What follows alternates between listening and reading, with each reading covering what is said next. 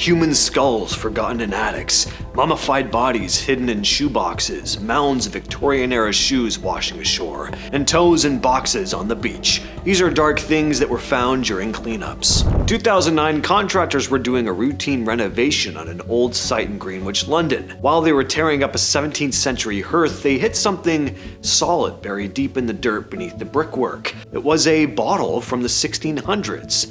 And that would have been cool on its own, but this was more than just an artifact. When researchers at the Museum of London Archaeology ran an X-ray on the bottle, they found a cocktail of stuff inside. There was human urine, fingernail clippings, hair, and a piece of leather cut into the shape of a heart that had been pierced with a brass pin. In the 17th century, these were known as witch bottles. If you believed a neighbor had placed a curse on you, you'd make one of these as a counterspell. The idea was that the sharp nails and pins would prick the witch's bladder every time they tried to cast a spell on you. The Greenwich find is one of the only unopened witch bottles ever found. In 2003, a family in Lufkin, Texas was clearing out a dusty crawl space in the attic that hadn't been touched in decades.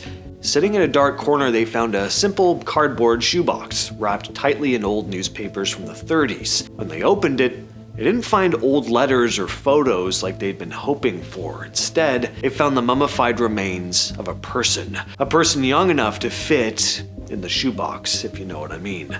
The body was carefully wrapped in a hand-embroidered cloth that had the words, "Our darling," stitched into it. As investigators searched the rest of the attic, they found 2 more boxes. Each one contained more human remains, preserved by the dry Texas heat for over 70 years.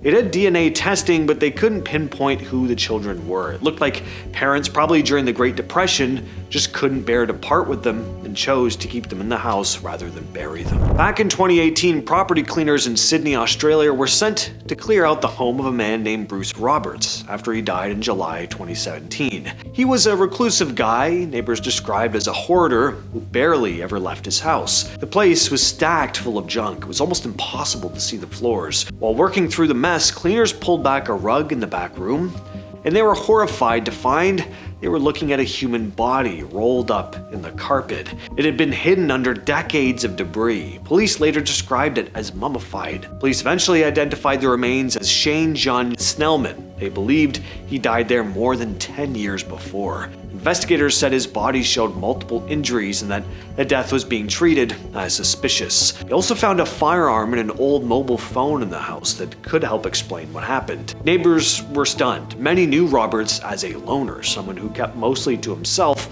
but no one knew a second person's body was inside. When Karis Kelly was helping clear out her parents' house in London, she expected the usual junk that builds up after decades living in one place. Her parents had moved to Ireland, and after a few days of sorting through some of their old boxes, she came across one in the attic that immediately felt wrong. She later said her whole body reacted to it before she even opened it. But inside the box was bubble wrap. As she pulled it out, a human skull rolled straight onto her lap. She screamed, of course. Karis's brother said to phone the police.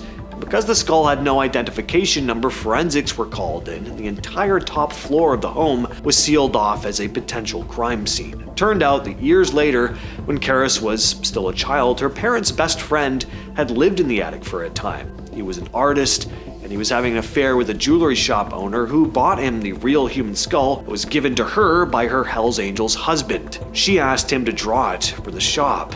When he eventually moved out, he forgot about it, so the skull just stayed behind for decades. Forensics later confirmed the skull dated back to the 1800s, probably robbed from a grave. As for who it was, nobody knows, but in Karis's own words, I feel a special fondness for them, knowing I shared my childhood home with a long-deceased stranger and had no idea.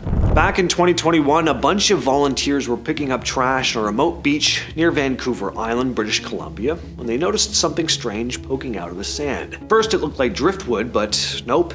It was human bones, a skull, a few other pieces, basically a full skeleton. Police and archaeologists were called, thinking it might be a recent body, but when they checked it out, it It was clear this was centuries old, maybe more.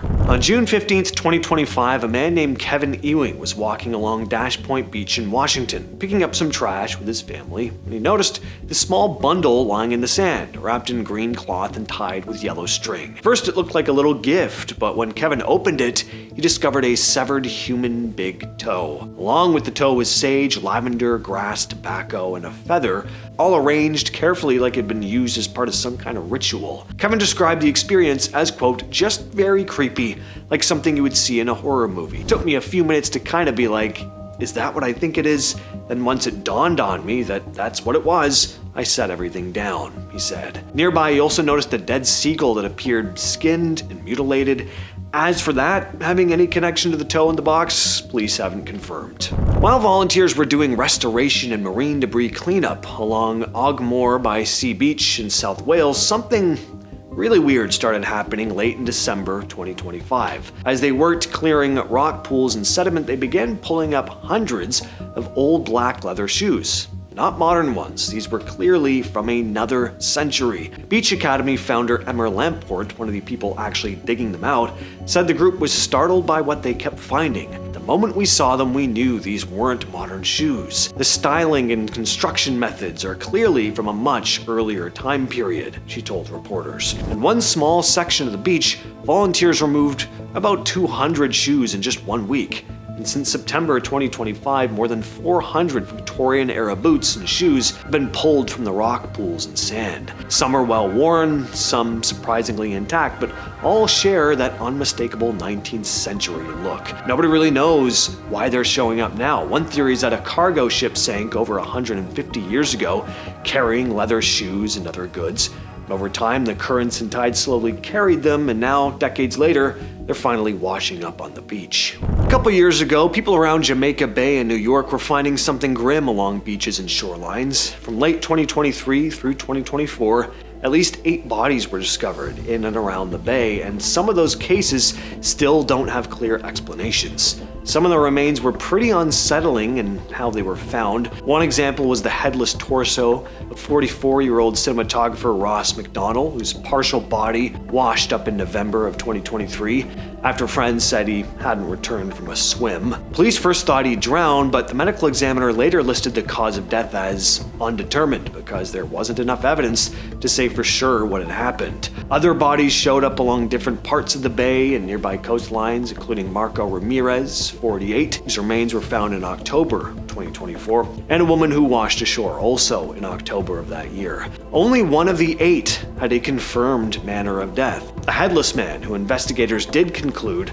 took his own life after they found a rope tied to a nearby bridge. One of the strangest discoveries in the past 15 plus years comes from the Salish Sea between British Columbia and Washington State. Detached human feet have shown up on beaches. Since August 20th, 2007, there have been at least 20 confirmed cases of feet turning up along coasts in both Canada and the US, often still inside sneakers or boots. The very first one was found by a young girl on Jedediah Island. She picked up an Adidas sneaker on the shore and discovered a right foot still inside it. 6 days later, another foot showed up on another island, this time in a Reebok shoe. And over the next few years, similar discoveries kept happening.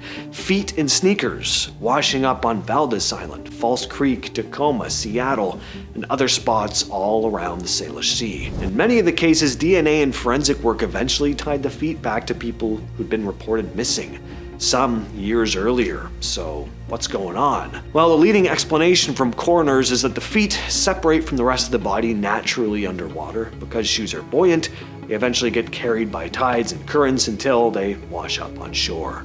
When volunteers hit the sand for the 2023 New Jersey beach sweeps, they thought they'd be picking up the usual stuff, bottles, wrappers, old fishing line. Instead, they kept finding some of the weirdest, most random things. Someone pulled up a whoopee cushion, another person found a pregnancy test, there was a baby Yoda toy in the sand, or Grogu, I guess he's known as now, a rubber foot, an uncooked ham. One volunteer actually came across a bathroom sink, somehow tossed onto the beach. The group doing the cleanups, Clean Ocean Action, counted over 176,000 pieces of trash across 75 beaches that year. But the strangest items became the stories that everyone remembered, of course. According to one volunteer, you never know what you're gonna find. Some days it's just normal trash, other days it's like the beach is playing a prank on you. That has been the video for today. I will catch you, yes, you specifically, next time.